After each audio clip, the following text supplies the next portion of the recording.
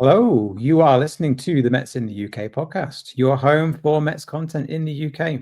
You can catch us every Tuesday on Spotify, YouTube, and all good podcast hosts.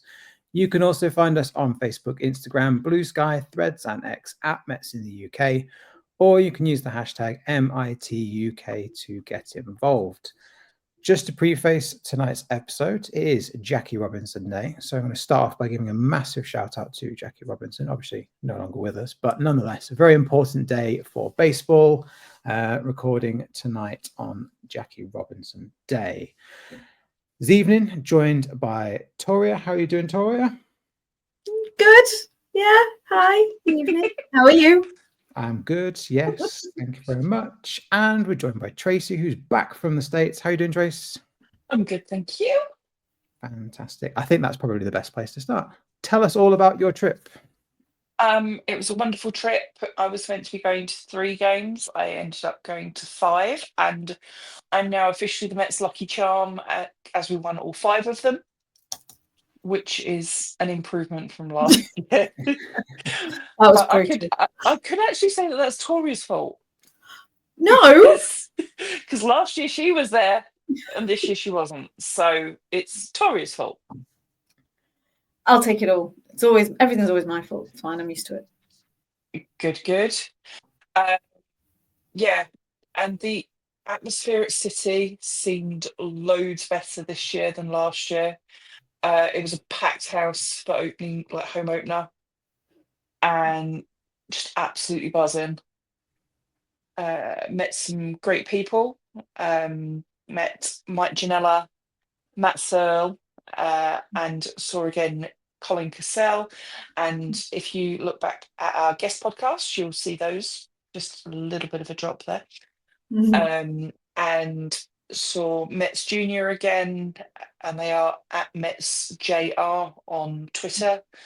They give away pins at Mets home games, so follow them. And they're a great bunch. Love them lots. They gave me a huge bag of stuffs for our crew. So that's always appreciated, and Absolutely. they would be fabulous even without doing that. So that's cool. And got loads of comments on our flag when I was walking around the stadium with it, which was always good. And got the usual, "You're British, how can you be a Mets fan?" type comment.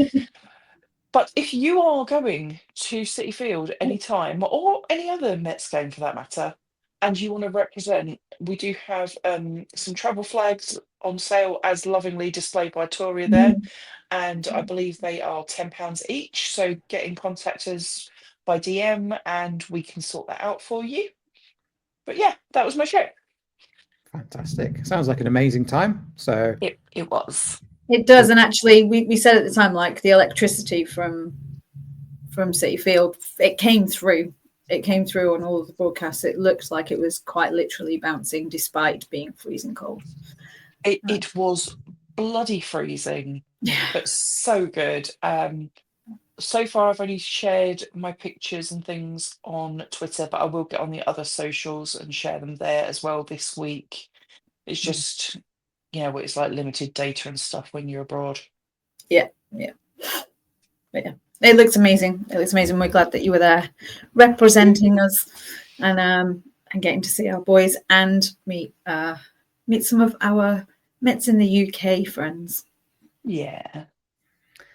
Fantastic. So, speaking of games, let's recap the last week in Mets world. The Mets finished the series against the Marlins with a couple of wins, winning 10-5 in the second game. Lindor the home run, Alonso, Nimmo, Marte with the RBIs.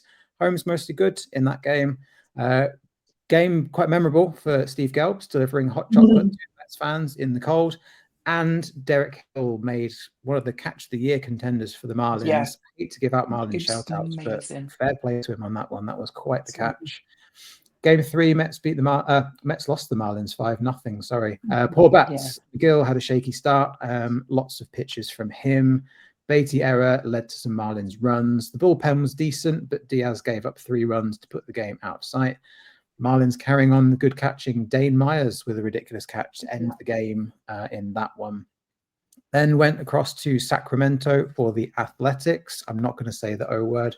They played them, scoring 7-6 in that one. Mets win with Nimmo Alonso home runs, Martin Torrens RBI.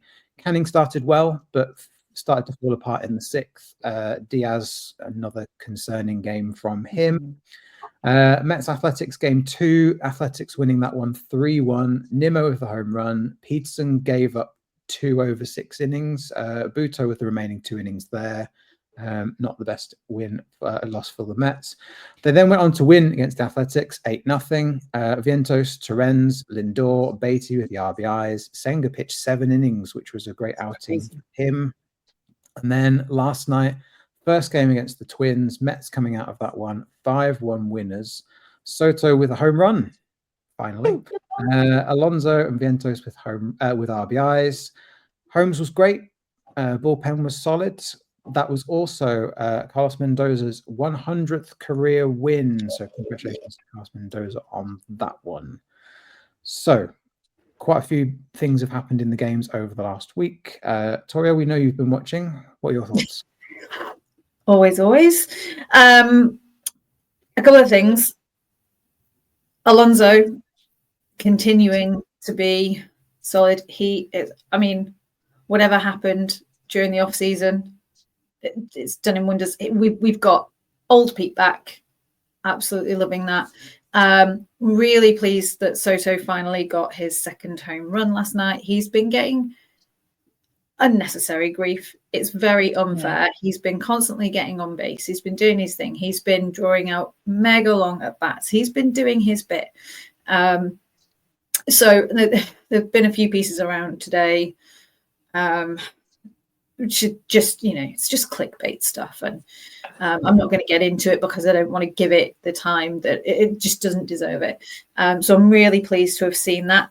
And the other thing, actually, we've seen more of Nimmo than I was expecting, given that during spring training, the talk was all about he still had the plantar and it was giving him knee trouble. And he was perhaps going to start just DHing. He's been pretty constant and being good. I mean, he had those games where we had, was it 2 home runs in 2 games? Yep. So he doesn't seem to be suffering at all. Long may it continue. And he's almost kind of going under the radar. He's just doing his thing and just getting on with it. So I've been really pleased about that. Honorable shout out for Howard Carr. Again, I just like saying that name because it's just a great name. He's just been incredible. Again, I wouldn't say he's going under the radar. I think every time he comes and performs, he's getting the plaudits that he deserves. But he is being consistently good. And, we're not getting into Canning talk because, I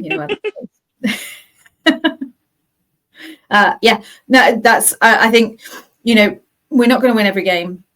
The losses have been disappointing, not because we've lost, but because of the manner of the losses. Yep.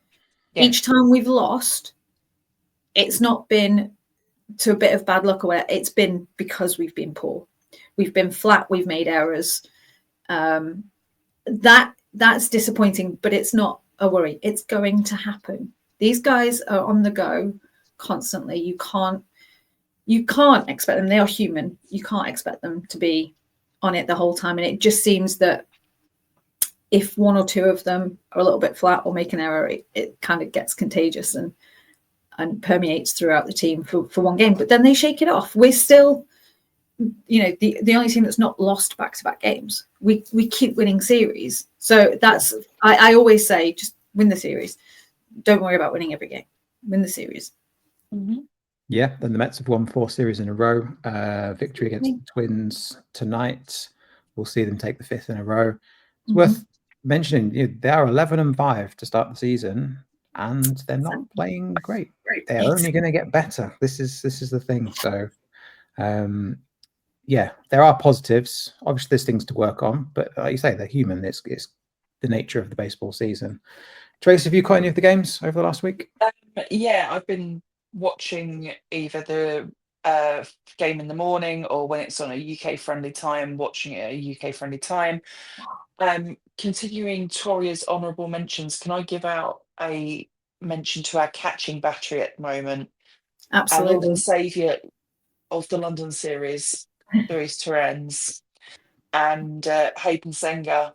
Senga's been doing a lot better than I think people expected him to do. Mhm. He's made some amazing pick-off moves, particularly to second. And although he's not been getting the big bats, he's been getting on base. He's been making the pitches really work, and the same for Torrens. And although Alvarez is going to be coming back really soon, fingers crossed, they've made a really good substitution without us having to go onto the market or call anybody else up or anything like that. Yeah, absolutely. I think you're quite right there with Senga. He's been fantastic by all accounts, really, and credit to him, really. One thing I want to add is just Clay Holmes looking like an absolutely legit starter. Yeah. You know, he's come in and really hit the ground running. Obviously, it would be nice for the starters to go deeper into games, but it is the start of the season. This will stretch out as the season goes on. One thing's for certain, that the pitching lab is real. Like it's having a real effect on this team, and seems to be well worth every penny that has been spent on it so far. Mets reaping the rewards on the pitching side of things. I'm going to use the pitching as a segue into our news segment. Tim Healy reporting in the Athletics series. They spoke to Severino quite a bit before the game. He was quite candid and open about what happened in the off-season. Apparently, Severino was happy to take less to remain a Met. He said he was quite happy to go for 2 years, 40 million. Mets allegedly offered him 2 years, 34 million, the same deal that they offered Frankie Montas. He ended up taking 3 years and 67 to sign with the A's, which was their sort of largest contract, if I remember correctly, that they've paid out to a player. So understandable, Severino wanted to stay as a Met. He played well by all accounts against us. He is missed, but it's the business side of baseball at the end of the day. We also saw over the last week Jose S exit the game on Saturday after fouling the ball into his left shin. What started off as a comedy of errors of getting him off the field on a cart that broke down and needed pushing off, turned to the Mets saying, well, we think he's okay, he's day to day. He's now found out he's fractured his tibia and he's going on the IL. At the time of recording, we know this is all this going to happen. The second we start recording, it's going to happen. The time of recording, the Mets have not put him on the IL yet, but it probably will happen by the time you listen to this. It's pending, yes. Yes. Speaking of injuries, McNeil and Alvarez are doing well on their rehab assignments down in Port St. Lucie.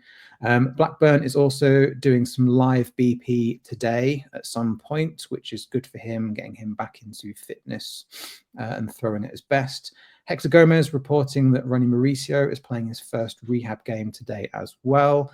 We believe that's going to be a DH role rather than an infielder role, but great to see him back in his recovery from his ACL injury.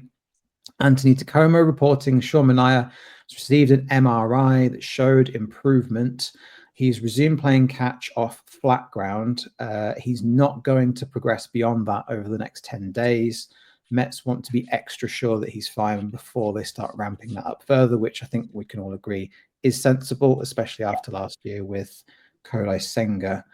Mendy then came out and has said the Mets are looking at adding a sixth starter for the Cardinals series. Jose Arena is in consideration for that spot, according to Mike Puma. Mets, as Toria said, have not lost back-to-back games so far this season. They are the only team in MLB that has done that so far this year. So well done to the Mets there. Today is also, I'm gonna do it. I'm gonna curse it. Today is also the 10% point of the season for the Mets. You've done it. As I'm gonna do it. As of so far, they have not made an in-season roster move. So the roster we've got now is the one we started the season with, which at this point of the season is quite impressive. I've cursed it. I know it's Their gonna legs happen. are all going to fall, and arms are all going to fall off now, and it's going to be your fault. Yep. I like a good stat. I had to get it in there. What can I say? Yeah, it is a good start. And it's an unusual one. It is, yeah. So that's it for the news this week. Any thoughts, any takes, ladies? Tracey? I love that Sean Manaya's showing improvement. Him belting out My Girl at City Field, epic. Cute. And it's good that everybody else is on the road to recovery as well, because we need McNeil back. The people that we've had as his replacement, a bit shaky, shall we say. Made some interesting fielding choices and things like that. Mhm. But other than that, it all sounds really positive. And there was Brendan Sprout was the other name that was put about by Gary Cohen for the sixth starter. Yeah. Any thoughts on that?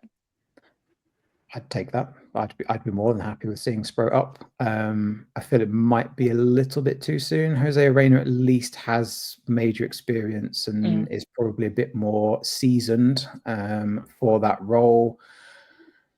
But yeah, Sprout would be fine with me. He looked very impressive. You'll let him, will you? Toria? Yeah, I mean,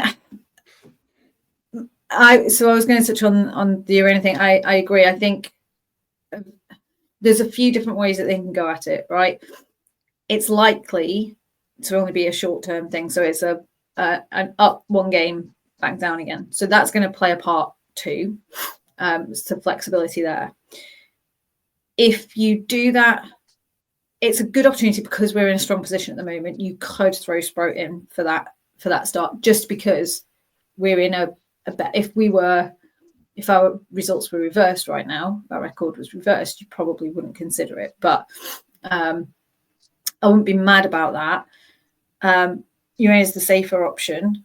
But in my view, we have an even safer option, which would be to maybe give Buto the start and maybe perhaps have Sprout come up and be in the pen, or Urena come up and be in the pen. Buto's been there, done it, is around the guys, is around the catchers, knows the setup, all that jazz. So he is capable. So that would be an option for me as well.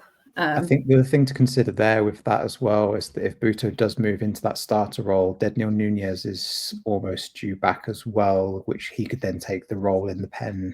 Yeah, and also, but that just adds complexity with the rest that Buto would need before and after and that kind of stuff. So I understand that. So I don't know. There's lots. I don't think we lose either way. I think it's good that we've got so many different options. When it comes to options, I'm really excited to see Mauricio making his recovery. So hope that all goes well, and we get to see some more of him soon. Obviously, it goes without saying that it's always great to see players making their recoveries and getting on that road. So wish them all well, but I'm particularly excited to see Ronnie start making some strides because we've got a lot yet to come from him. Yeah, absolutely. And it's probably worth mentioning as well, we do wish Jose S all the best as well in his recovery. Absolutely. Another situation there worth keeping an eye on. There's plenty of things the Mets could do. There are plenty of options in AAA they could call up to replace him. Another option, I guess, would be if McNeil comes back, you could put him in left field, keep Acuna at second base, and then you've not got to send him down and then potentially call him up later. The whole options game and the rotations around that, there's plenty to think about. Obviously, the other question as well is around Brett Beatty and what happens with him. Which one of those two goes up, stays? whatever. Which is a nice segue into the questions. So we did ask all of you for some questions on our socials. Thank you to those of you who got in touch and gave us a question. We do see them all. We do appreciate it. Likewise with all of you listening and subscribing, watching at home. I'm going to start with Stuart's question first because it's on the Brett Beatty topic. Stuart said to us, what's your thought on Brett Beatty's ongoing struggles at bat? What do we think? Toria? I knew you'd come to me first. I don't want to be mean. It's not in my nature. It's not mean if it's honest. But it's just, he's just not it. I'm sorry. I wanted this. It looked like in spring again, but he was even better in spring than he has been previously. So I was finally thinking, right, this is his time. This is his year. He's going to do it. I really wanted the boy to do well. Because he's tried and he's been up and he's been down and he's clearly working. But for whatever reason, it's not working for him at the major league level. And it's sad. And you know what's going to happen. We're going to trade him away. That's a whole other can of worms because the way he's performing, who wants him? Like, there'll be somebody. There will be somebody that needs him, or he'll kind of be a throw-in as part of a bigger deal. And further down the road, he's going to come back and bite us in the ass. You know that's going to happen. Absolutely. Down the road. And you know what? If that happens, I will applaud him because I want that for him. I want him to be successful. For whatever reason, it is not happening for him with us. And it's not like he's not been, this is the thing, he's been given the opportunity time and again. And each time there's been a glimmer of hope and some promise, and it's just not converted. And it's really sad. It's a shame. But we have to be bigger than sentiment. I'm one of the most sentimental people you all know, right? And I you need to see beyond the sentiment and look at what's best for the team of the organization. And unfortunately, that's not Brett Beatty right now. I'm going to throw into the mix before we go to Tracey. He was better at third base against. He was. Agreed. Yeah. Oh, absolutely. He was better in his position, but he's still not doing it with the bat either, though. No. But defensively, he was absolutely better. He was absolutely better. Yeah, 100%. Trace, what do you think? Like Toria, I thought that during spring he would have been better than what he is. I believe I mentioned in one of our pre-season pods that he should be the preferred candidate for going and replacing Jeff McNeil. I apologise. I was wrong. Yeah, he jinxed him. Well, yeah. But I think he's just so inconsistent is his problem.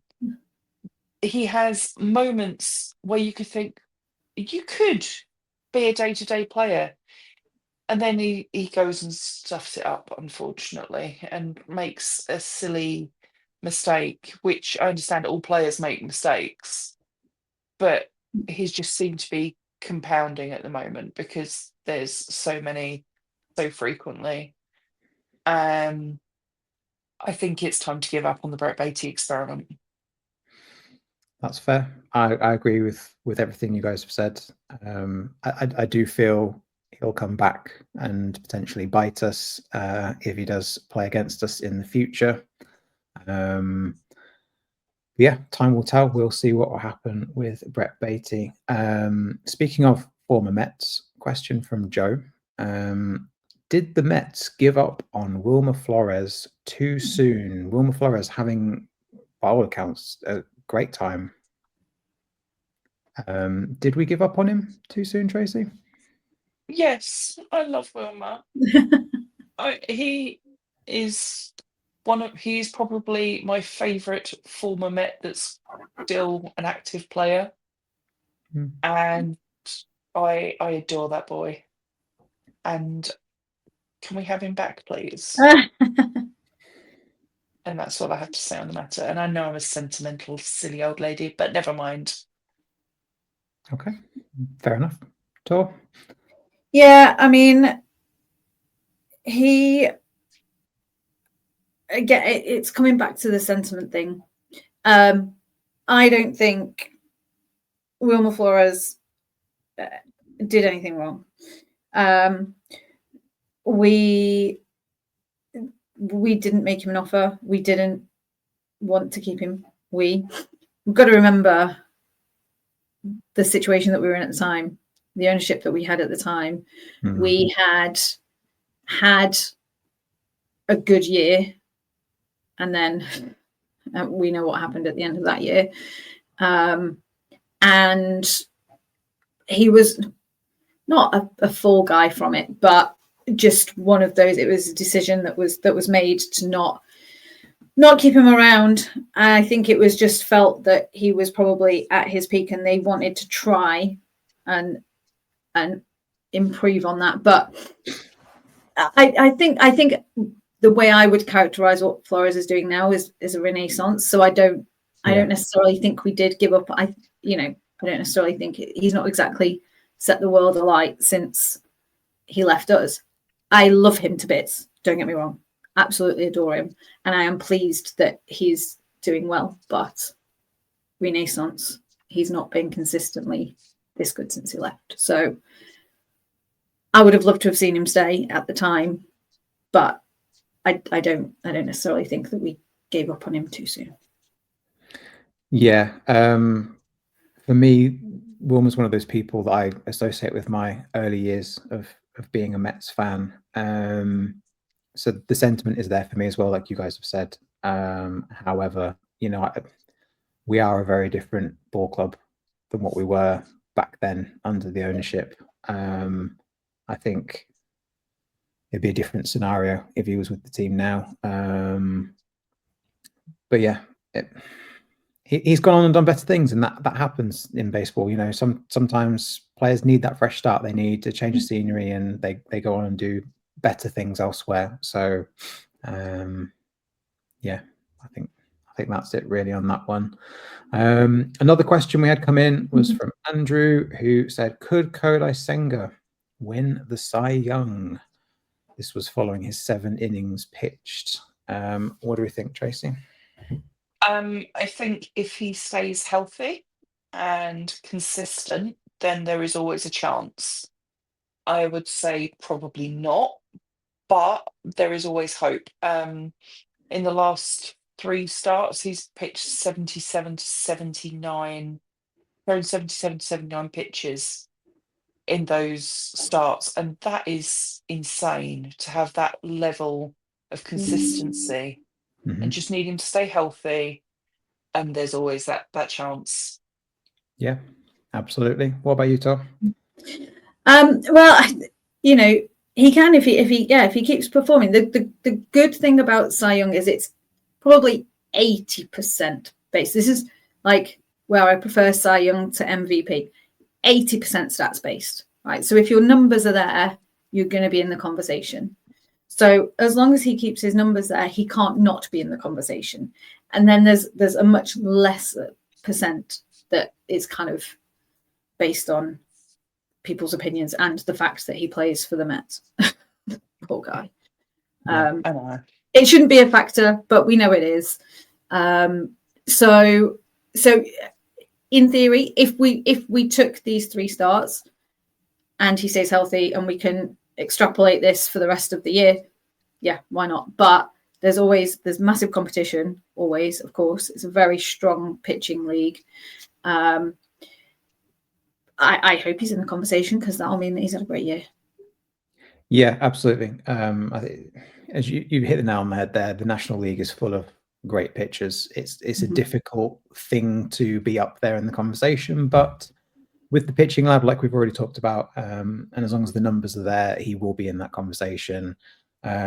He is our ace by default, with certainly with Minaya being out. So he's likely to get that, but who knows? It's a long season. I just want a full season from him. Yeah. Really. I'll take that over Cy Young any day of the week. Before we move on to the final question, let us know in the comments your thoughts. Did we give up on Wilmer Flores too soon? Do you think Kodai Senga would win the Cy Young? And what are your thoughts on Brett Beatty? Let's get those comments going and see your thoughts as well. And then lastly, we've had a question from JPK Mets, which was very cricket themed. This is not a cricket pod, so we're not going to talk about that too much. But it did get us thinking, and we like a bit of a challenge. So we had the thought of which Met would be best at another sport. What do you think on this one, Trace? I think both Lindor and Alvarez would make really good rugby union players. What makes you say that? Lindor through speed. He'd make a good number 9, I think. Okay. And Alvarez, can you imagine that boy in a ruck? Yeah. There you go. Okay. Short and simple. Yeah. Tor, how about you? I don't know. I have been trying to think of this, and I think just because, like, I watch so much sports, so you would think that I could very easily place them elsewhere, but I can't because they're so ingrained to me as baseball players. However, we know that most of them play multi-sports, right, through high school till they make a decision. So you know, there's a number of them that you could see playing basketball or football. There's a couple of guys like, I think Brett Beatty used to be a quarterback, and you know, so you can see a few of them playing American football. I would love to see Jesse Winker play our football. So soccer, for those of you in the US. That's my biggest one. I would love to see Jesse Winker playing football. I think his attitude, he'd be a midfielder, 100%, 100% in the midfield. I'd love to see that. Now, I promise those of you that are listening, this was not pre-planned. We've not told each other any of these before the show. Jesse Winker was my choice, but I had him down as hockey. I think he'd be really good as an enforcer in hockey, just to wind up the opposition, get in their face, the same concept going, you know, really get the team going and get the crowd going. I think he'd be absolutely perfect for that. Like you say, just because of the kind of person he is, like he's got a great personality for it. Let us know. What do you think? What Met would be best at another sport? You're not allowed to say Jeff McNeil and golf because that one's already. So that's cheating. That would be cheating. Okay, just to wrap things up, we have gone slightly over this week, but there's been a lot to talk about. It's all good. Coming up over the next week, the Mets have got a couple more road games in that Twin Series. The Wednesday game is UK friendly. We've then got 4 games at Citi Field against the Cardinals. We'll find out who the 6th man in the rotation is. The Saturday and Sunday games are UK friendly. And then finishing off with a game against the Phillies before our next pod. The Phillies series midweek. Not UK friendly, but this is just ugly. 7 games over the next week. What are our thoughts on how that's going to go? We were all pretty spot on with our predictions last time. We were, weren't we? Which means it's just going to go to pot this time. Go on, Tor, start us off. 7 games. What do you think? Thanks. I think we're going to go 5-2. 5-2. Okay. Yeah, I think we're going 5-2. I think we might sweep the Twins if they continue to be. Did you see their defense last night?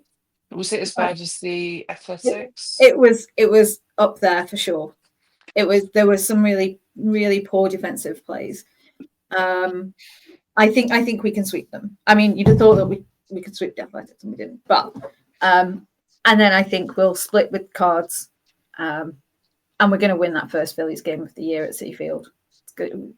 Yeah, we have to. So Yeah. We'll see. We'll see. I mean, honestly, I would be, if we drop 1 to the Twins and we're 4-3, I'm good with that. But 4-3 was going to be my shout. I think as well we're going to split the Cardinals, probably drop 1 against the Twins, but I agree on everything else. What about you, Trace?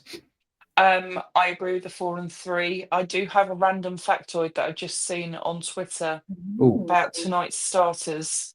Apparently, tonight's pitching matchup between Tyler McGill and Bailey Ober, who are 6'7" and 6'9" respectively, is the tallest MLB pitching matchup since 2018. Blinking. Say SNY Mets.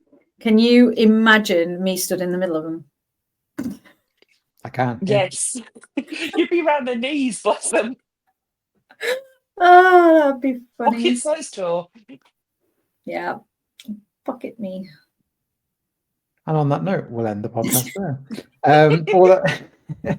As is always the case, don't forget to like, subscribe, comment, answer any of our questions down below. Get involved. We love to read your comments and your questions. Thank you, those of you that listen regularly and check out the pod. We do appreciate it. It's never underappreciated around here. Please don't forget to share so we can bring this content to more people across Europe, UK, and beyond. All that leaves me to say is thank you to Tracey and Tor for joining this evening. We will be back same time, same place next week on Tuesday. And all that leaves us to say is let's go Mets. Let's go Mets.